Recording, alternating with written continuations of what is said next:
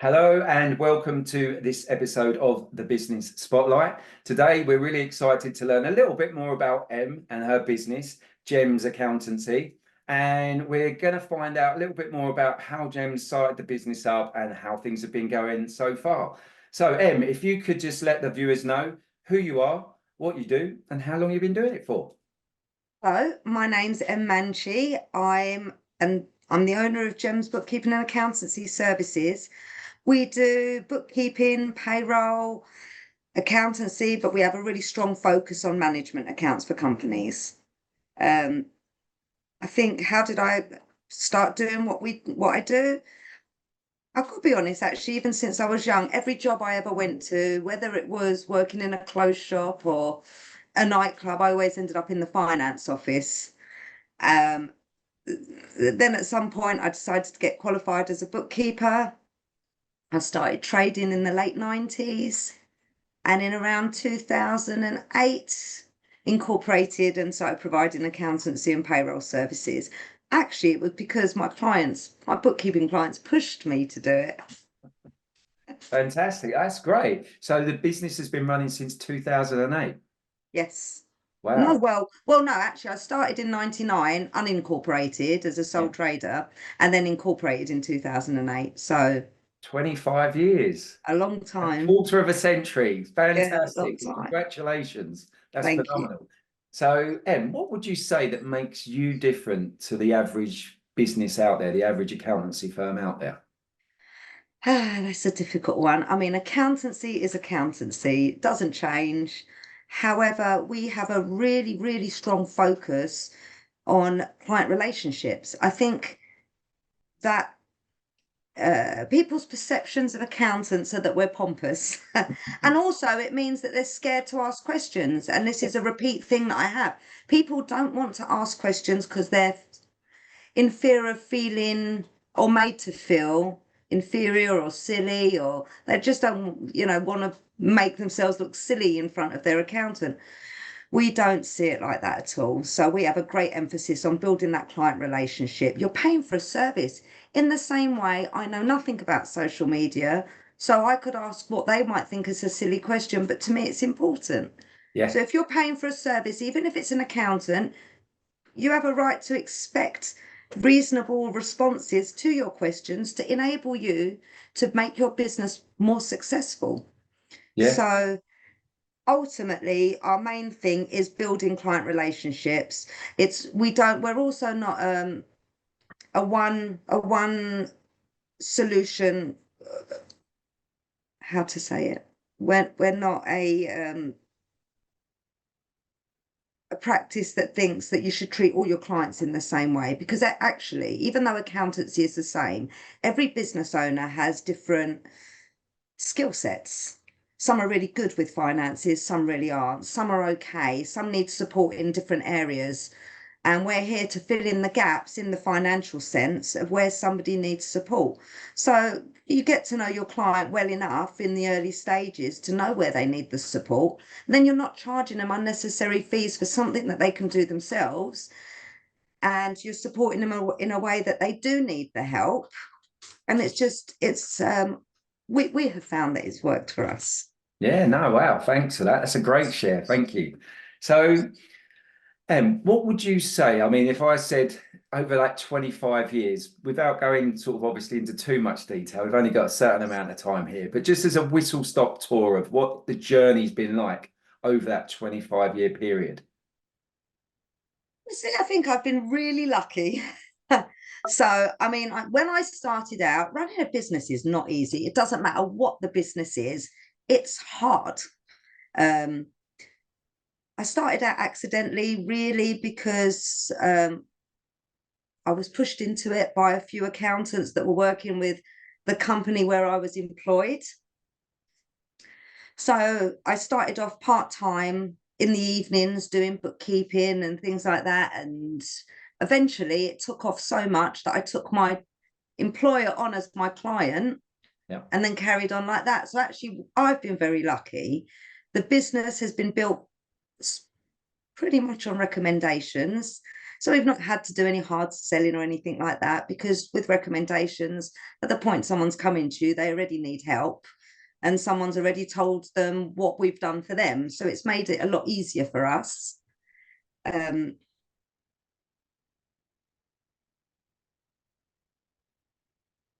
mean, ultimately, it's been a slow progression, slow growth, but actually, I think that's the best thing for businesses. You try to grow too big, a lot of the time you'll crash and burn.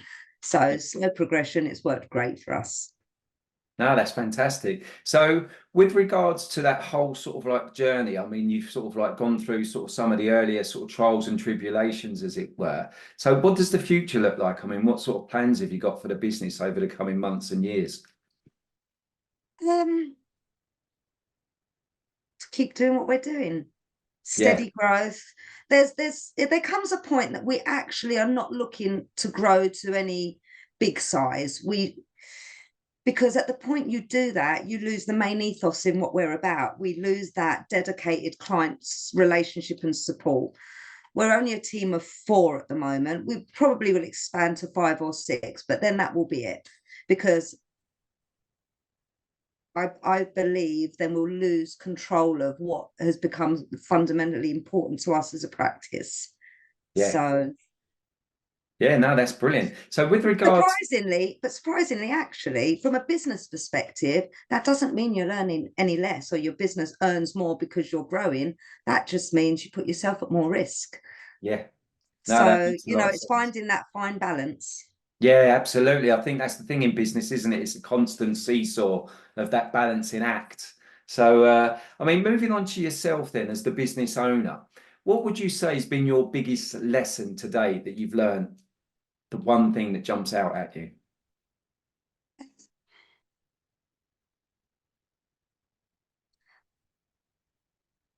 Do anything and everything that you need to do to keep your business where it needs to be, to make sure that you can pay your staff and that your business is making profits.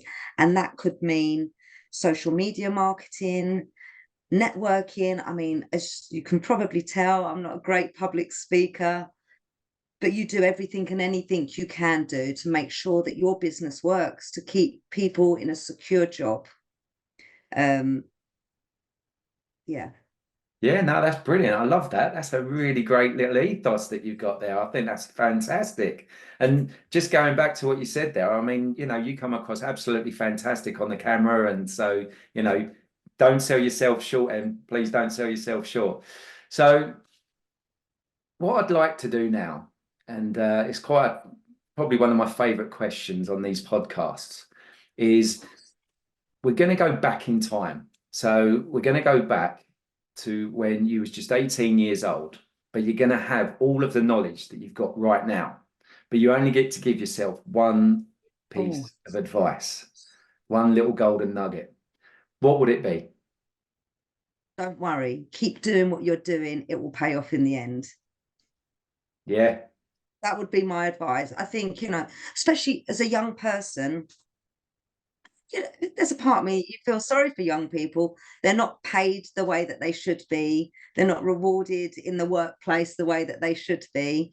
And as you grow into the role and you age, you do get the rewards, but you don't see that when you're young. You're just slogging away, feeling unappreciated, but it's all for the greater good. Keep doing it.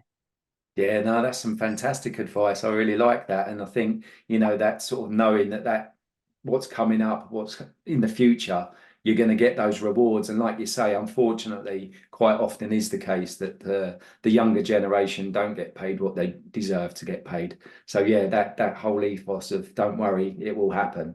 It's Yeah, fantastic. I love it it. really does. I think, if I could step back, what the question you said, what does the future look like? In accountancy, the future of accountancy is changing.